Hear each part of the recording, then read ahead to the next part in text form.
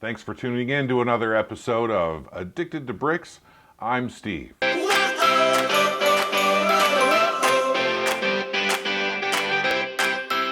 I did a bad thing. Let's say maybe you didn't quite read the title of this video clearly. I ordered something for $98.99 that came in this box,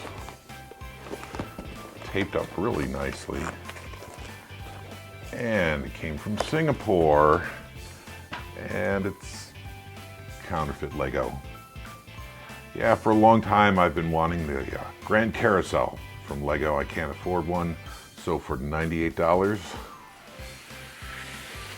I got one of these. Before it falls apart on itself, let's take a look. So here it is, the Lepin Grand Carousel. I'd turn it on for you, except it doesn't turn. Well, let's turn it on anyway and see what happens. Oh yeah. Like I said, it doesn't turn. I read online, let's start here with a rotation mechanism. I read online that if you bought this and you substituted their substandard tires for it and used actual Lego tires, that it would work. And I thought, well, I want to build it with all the Lepin parts and take it from there and see how that goes, and then go back and modify it in a way that would actually make it work. And if I could, add some Lego authenticity to it, like possibly substitute as many authentic Lego parts as I could for the Lepin parts. The further I got down the road on this, the less value I saw in that, the more frustrated I got, and it just didn't seem like it was worth tearing it down and going back and trying to put some Lego functions in it. Not to mention, I probably won't sit around my Lego room and watch it go around in circles for hours on end, so it seemed like a waste of time and effort. At any rate, I think I have a problem that's larger than the poorly manufactured tires, because as you can see throughout this, there are spaces here and here. It's a challenge that we face when building with Lego that's mostly square, trying to make things that are round, and I think in most cases they've done a good job of overcoming that challenge here.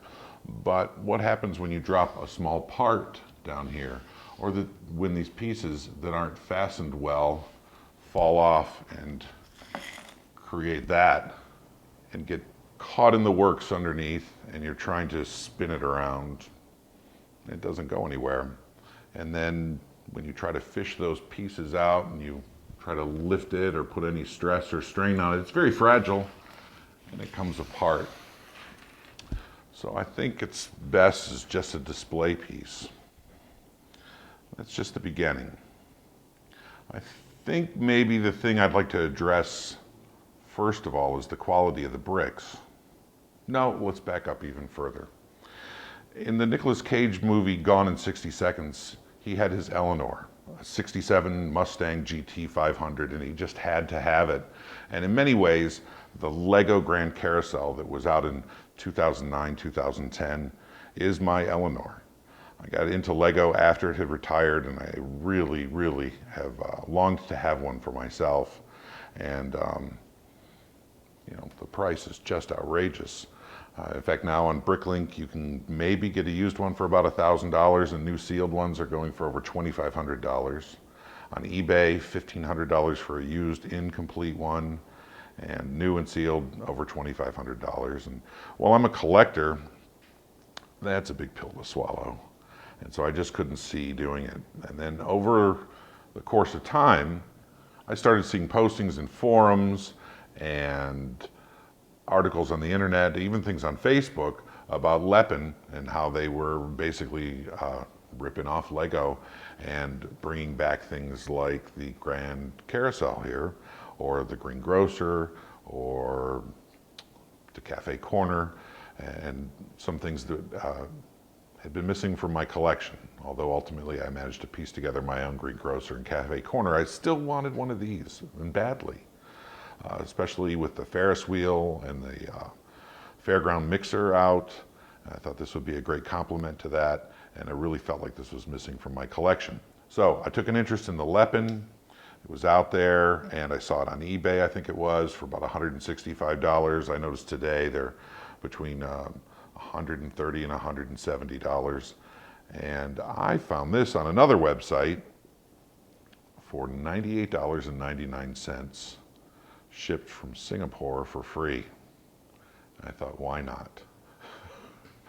I thought, some of these pieces, if I was going to piece together my own, some of these pieces are readily available in the secondary marketplace, but many of them, the cost is just prohibitive. For example, the sound brick is $200 to buy a new one. And let's see if we can turn this enough to force some sound out of it. No, I think you're going to have to take my word for it that there's a sound brick in there. And I'm going to have to break it more in order to make it make some sound, but it's in there and it works, and I don't know if it plays the same song. It's unfortunate I can't make that go for you. Or the cloth on the top, $67 to $99 a piece, and there's 8 of them. And very few are listed online, and even then, I imagine there may be some condition issues with those, if not before they get shipped to you somewhere in the shipping. So I thought I'd take a chance, it'd be worth a laugh, and maybe it'd be a lot of fun to build after all.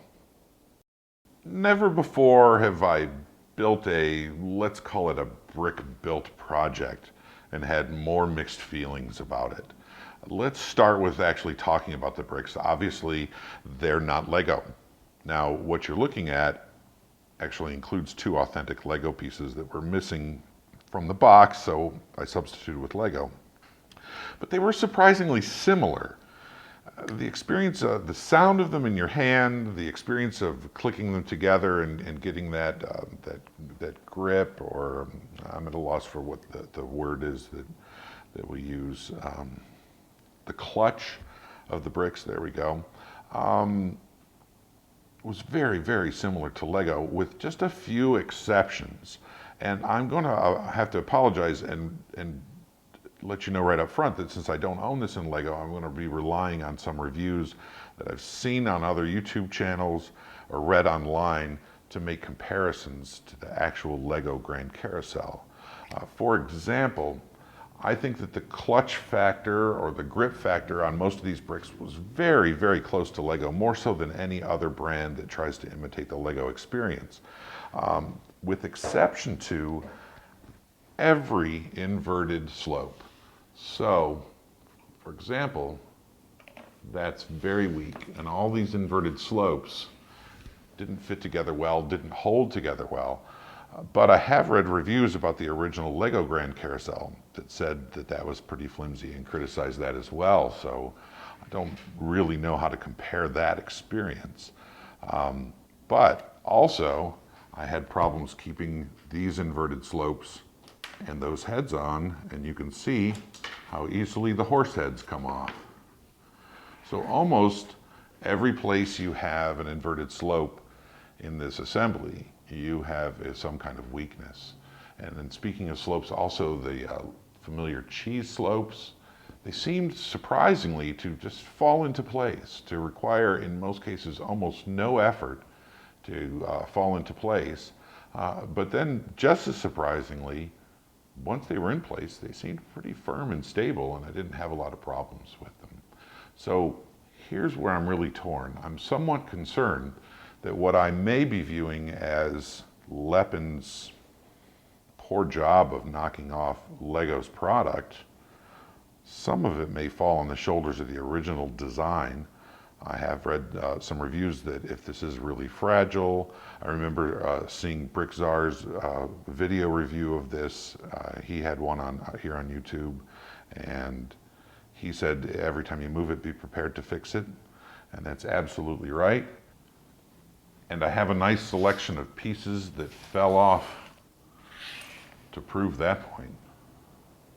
A couple of other pieces that I found that were not quite up to Lego standards. The red bushing, the Technic bushing, the one you see that I just put there, is in fact a Lego one. The ones in this set seemed a little bit softer, seemed a little less grippier, and seem to do their job not nearly as well, or really at all, to be fair. These panels, I thought that was quite interesting. They're employed back here where the stickers are. And you see here 2 authentic Lego panels. The Lepin panels flare at the bottom so that when you stack them, there's like a little growth in the width there every time you clip 2 together. And then the stickers in this case, that the vertical gold stickers on the interior here, span both panels. I don't know if the original Lego one spanned both panels or not, but this spans both. And while it's covered well by the red, the dark red brick color there, I just wasn't really happy with the way the stickers applied because of that little bulge where the 2 panels joined. And also the instructions show what appears to be gold leaf for those stickers. And what I've seen photographs on the Lego product, it also appears to be gold leaf. And this is a much more subdued color here, although I thought it was pretty cool. As you may or may not be aware, Lego has started manufacturing their bricks at many places around the world, including Mexico and China. And I believe that this is a product of China. Mine came from Singapore, and you have to be concerned about a little intellectual property violation going on there. And I thought it was funny also that in the instruction booklet, which I should mention is 58 pages. My understanding is that the Lego instruction book is actually 2 books at 60 pages each, or thereabouts. And it appears in the instructions here that they just condensed the steps. Not that you had to do more tasks in a step, but that more tasks appeared on a page. I didn't have a problem following the instructions at all, and they very much resembled the Lego experience, so much so that on several pages, page 5, page 9, page 11, on the power functions, it still says Lego. Yikes. And because I know you're going to ask, no, it doesn't say Lego on the motor. I'd show you, but it's obscured by all of that assembly. But, well, they forgot to erase it from the instructions. They did manage to not imprint it on the motor. The set was missing a couple of pieces. In some cases, I think because the instructions may not have delineated the color accurately, that we may have mistakenly used 2 tan 1x2 plates where we shouldn't have, and then been left with these dark tans that didn't have a home, and then I had to go in my own collection to find some light tan plates. And then also there was a defective piece. That curved slope is somewhat warped and wouldn't snap on. For reference, there's a red curved slope that is Lego, and I did have the dark blue curved slope. And so if you look around the top of the Grand Carousel, you probably wouldn't be able to spot that one of them is actually authentic Lego brick. I'm going to go ahead and turn this and show you, since the motor's not working. I was unable to put this in place because the pins, the pieces that hold that in place, were also missing. It came up too short. Oftentimes when I read reviews or watch YouTube videos, one of the big criticisms I see about Lego sets is that portions of builds are really repetitive. And I always shrug those off. It never really seemed to matter to me before when you had to make multiple mini builds of all the same thing over and over and over again. I've never complained before that a build was repetitive until I met this monster. There are 8 of these, I believe, and 8 of the similar ones with the jester heads on them. There's a lot of repetition in the base. There's a lot of repetition in the support structure. And frequently, as excited as I was to be building this, frequently, I just couldn't wait for that step to be over. I really felt fatigued. I really felt very little satisfaction. At many points, I just really felt like it was more of a job than a pleasure to build this. And I've never felt that before about a Lego construction. typically what I do is I print out a parts list from Lego or from Brickset or somewhere. I print out a nice parts list, and as I part out sets to add to my Bricklink store, I start adding the ones that I need to build that particular model to a Ziploc bag or a shoebox and checking them off my list until I'm close. So I was fortunate enough to accomplish that with the Greengrocer and the Cafe Corner.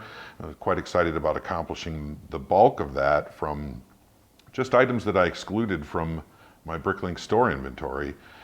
So I'd hoped to accomplish the same thing with the Grand Carousel that I had wanted for a long time and definitely couldn't afford the prices that you've seen out there on eBay or on Bricklink, upwards of $2,000 for a new one.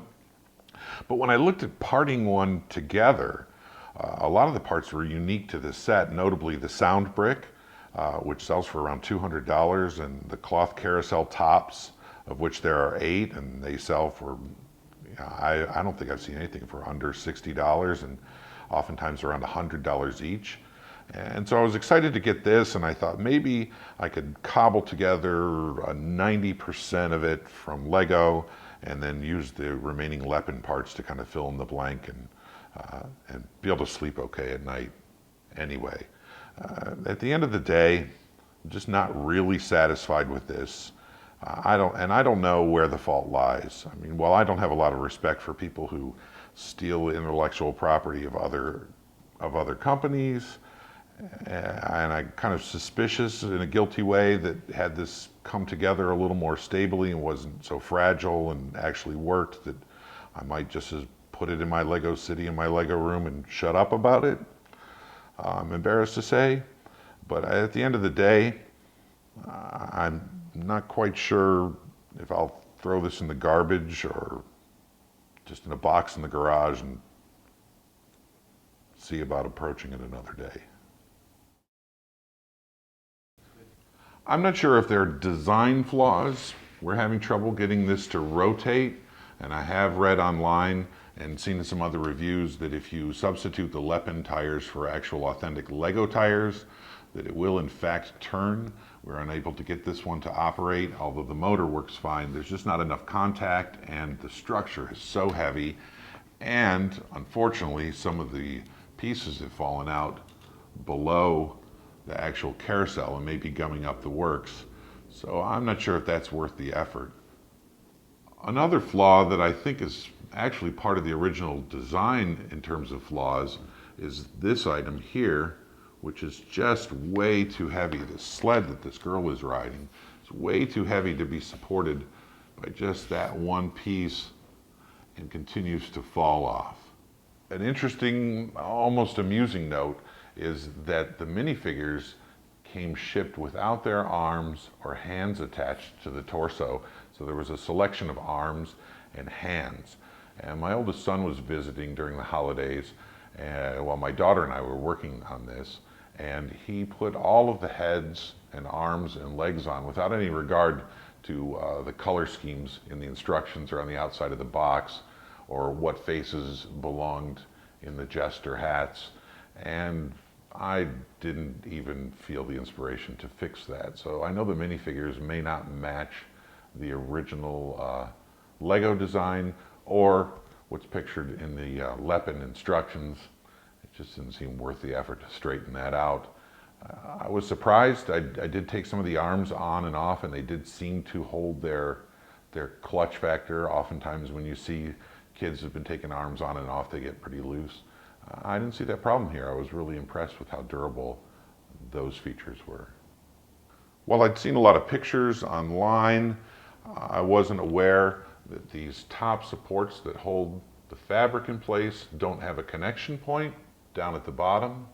That is part of the original design, and I think a more elegant solution could have been found there as well, and that's a criticism both of the Lego product and this Lepin product as well. I'd be interested, please post in the comments if anything that I've pointed out as criticism here is better in the Lego Grand Carousel, if you have one, or if you have any experience with one, or if you've experienced similar frustrations and I seem to be on the right track with my observations. I'd be interested in knowing that as well. At the end of the day, the tires definitely were substandard. the inverted slopes, and many of the slopes just in general didn't have the kind of grip or clutch that you experience with Lego.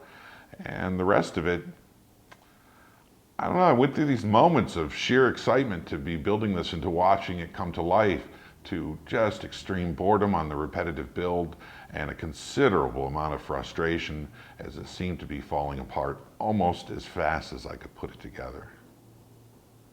Thanks for checking us out on Addicted to Bricks. I'm Steve. Be sure to like the video and subscribe to my channel. Put anything in the comments that you have or questions that maybe I didn't cover in this review. Thanks and have a great day.